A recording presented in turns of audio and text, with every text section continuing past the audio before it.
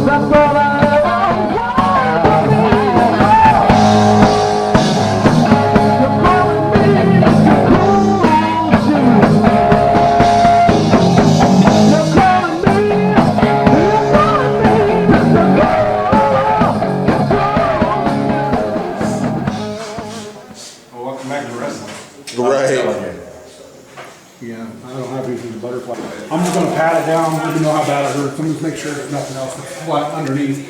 Like, With an elbow, yeah, just call an elbow. Yeah. Then I didn't take anything. The next time I get some made, I want to get them snaps. The last bump of the match. I was trying to get that good visual to the crowd after, because it's like, how to use it, you know what I mean? yeah, it might be a little worse than I thought.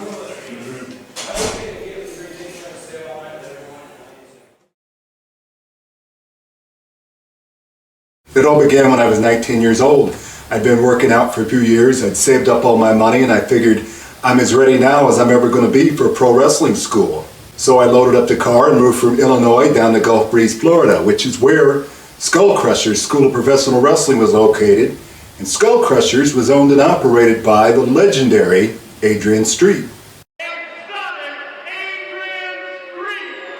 I've got more manhood in my little finger than Randy Savage has got in his old body. I've seen Randy Savage a long time, and Lance, I haven't seen him in trouble like this, I don't think ever. Savage has taken a severe pounding by Adrian Street. Adrian was a great teacher. He was a master at the actual wrestling part of wrestling, but I don't think you could find anybody better to teach you the psychology aspect of wrestling, the presentation, and the importance of looking the part. My look started to change and evolve from the very first match that I had in Harrison, Arkansas. I grew a beard before the match so that I would look older than 19 years old. The beard only lasted one match until I was back to the clean-shaven babyface look. I tried to look that part because I always wanted to be the good guy, be a role model. I didn't want to be a bad guy, but the funny thing about the world is you don't make all the rules and decisions. It was in a small town in Alabama that by no choosing of my own, I was the heel for the first time. One of the wrestlers in the main event had car trouble and couldn't make it. I guess the promoter decided that I had one of those faces that the people could hate, so I was put in a match as a tag team partner for the main heel. Turns out I was a natural at it. I just acted like the kind of person who annoys me in the regular world. Arrogant, full of himself, that sort of thing. From then forward, I was often the bad guy, the heel.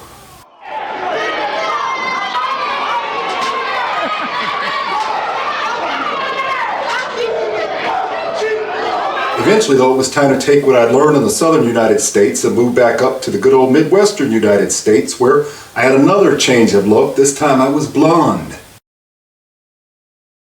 I'd learned a few things about getting a reaction during a match, but one thing I hadn't done by this point in time was speak in front of a crowd. In fact, I had never spoken in front of any group of people. I failed any class in school that required a presentation in front of the other students. I just couldn't do it. Well, anyway, I'm in the ring for my match up there in Michigan, and one of the ring crew walks up, hands me the microphone and says, "The ring's broke. We're under there fixing it and we need you to kill time."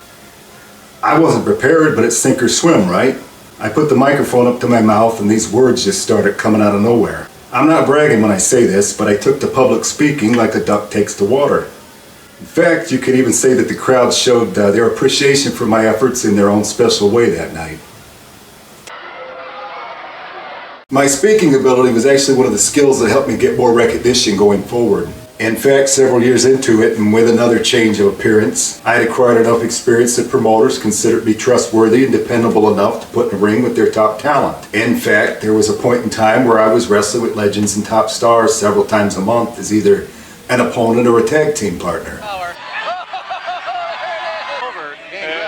And what's Looney Vachon doing up there on the ring apron?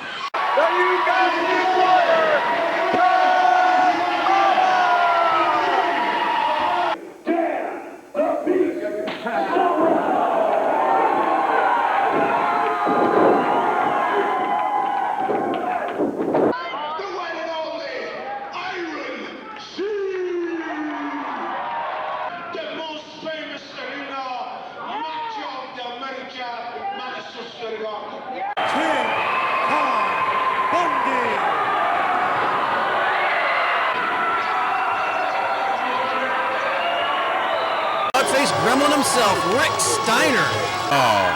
Uses the ring bell. But look at that, blocks it.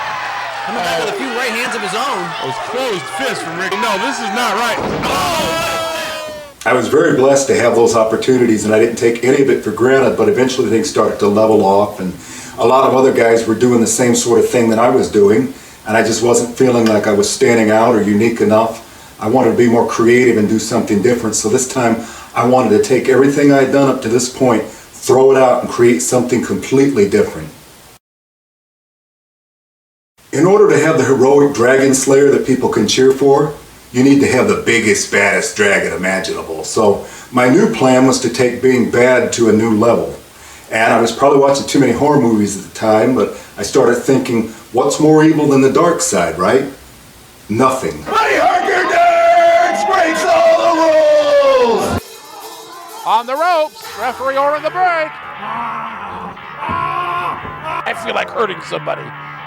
Past few weeks, Dirge has had a hell of an attitude. The referee's trying to get him off. And lucky me, I've got an interview with Harker Dirge. Because your pain gives me pleasure, and there will be a lot for me to get off on. The 100th monkey syndrome has been initiated, and the thinking of the masses is turning against themselves. History is going backward, not forward. And the royal mystic blood that flows through my veins affords me great visions. And last night I had a great vision of a little tiny puppy dog crawling out of a festering, rotten crevice. Sometimes they get poked in the eye when I get excited.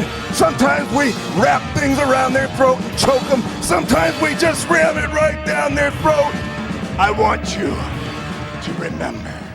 I remember two specific thoughts I had once I put everything together. One was, this is going to work. The other was, this does not feel right. But I ignored that second one because I started getting the crowd reaction that I expected. They hated me until they didn't. About 2 years in, I noticed the reaction started to change, and I don't know if it was the energy and the creativity I was putting into it or what, but people started actually like Harker Dirge, and I felt a little bit guilty about that because I felt like in some way I was contributing to those people thinking that being bad was good. I felt called to turn a negative into a positive. I wasn't in a position where I could just scrap it and reinvent myself, so I started adding more color to my outfits, toning down the themes in my promos, things like that. The entire process to get myself on track where I wanted to be actually took a while, but I was able to evolve from demon to hero and finally be able to embrace the audience reaction and become something I wasn't ashamed to be. As a performer, nothing beats the energy of a live audience, and I've had the privilege to appear in front of some really great ones, both big and small. I guess like me, wrestling is a creature that adapts and evolves in order to fit a certain situation. You can go into small town America somewhere, put a ring up in the middle of town, and all of a sudden you have a wrestling arena for the evening. It's part of the beauty of independent wrestling. You can pretty much put a ring anywhere and it can become a wrestling venue. I've wrestled in many different and unique locations, including a home for retired and disabled veterans where I was honored to be able to entertain people who gave so much for the United States of America. There was also Wizard World, Chicago Comic-Con at a packed convention center where, for once, wrestling wasn't the weirdest thing in the building. You can even find wrestling in private parties where a group of college kids might chip in to bring wrestling to their own backyard in order to impress their friends and terrify their neighbors. I wasn't quite prepared for what I was about to see. It was somebody.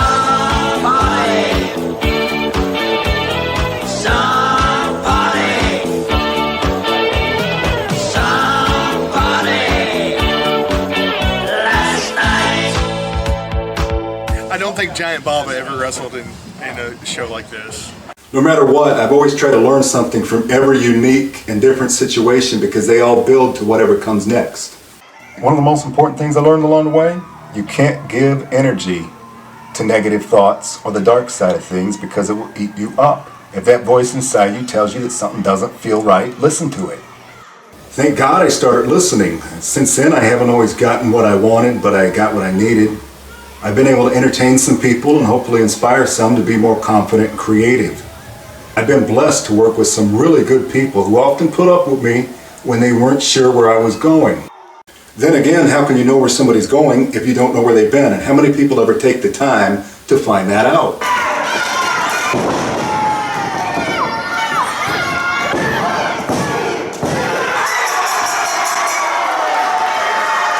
I read a quote on a wall somewhere that said, you'll always miss 100% of the shots that you don't take. So find something you're passionate about and take a shot at it. I did, and I can tell you this, the best thing that will happen is you'll learn something about yourself along the way.